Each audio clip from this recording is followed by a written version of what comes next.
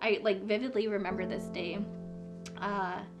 She had another doctor's appointment. My dad called me and I was on my way home from school. He's like, "Are you coming home?" I was like, "Yeah." I'm like, "What's up?" He's like, "Just come home," kind of thing. And then I just knew in his voice something was wrong, and I didn't know what it was. I was thinking, like, is it a brain tumor? Like, why is she acting this way? And he told me they're 90% sure that she had Alzheimer's disease.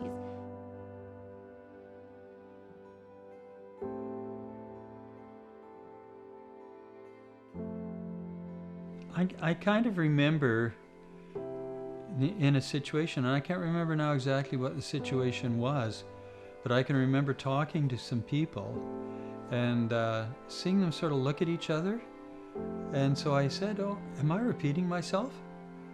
And they looked at each other again, and then they said, "Yes, Gary."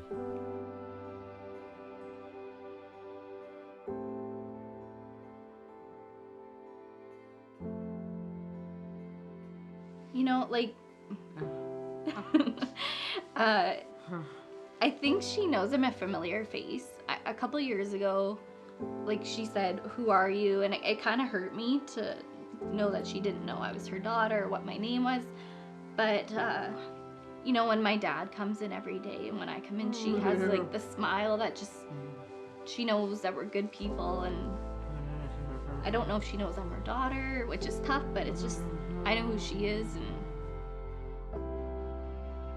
what's happened here is that Gary's progression is relatively slow. It's still happening, but what happens is it will go along for a certain length of time, and then there'll be a drop in his abilities. And so when that happens, we sort of, I sometimes don't react the best because I go, what's going on here? And so we talk about it, and we try and come with various strategies for, okay, so how can we make this better? You know, my dad ended up taking me dress shopping because it's always something he thought my mom would be there for. So he took me shopping, and the lady at the store, as soon as I put on the right dress, me and my dad started crying, and she started crying, and she's like, my dad's like, "I wish your mom was here." And she's like, "Oh, is your mom sick?" And I said, "Yeah, she has dementia." And she's like, "I just lost my dad to that." And she really felt an impact with us. So she offered to bring a sample dress to my mom's nursing home so I could try it on for her and have that special moment, just in case she couldn't make it to my wedding. But she was able to make it to the wedding. We got her transported there because it's not so easy putting her in the car nowadays. And she was sitting at the front, and she was making her sounds, but I just knew she was there.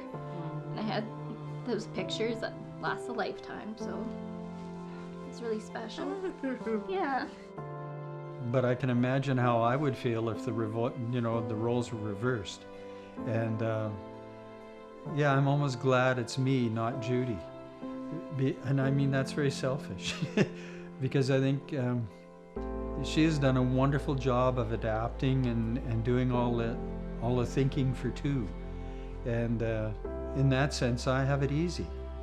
You know, she is very, very conscientious, and you know, the things she does to make life smoother for both of us, it's an incredible gift I have.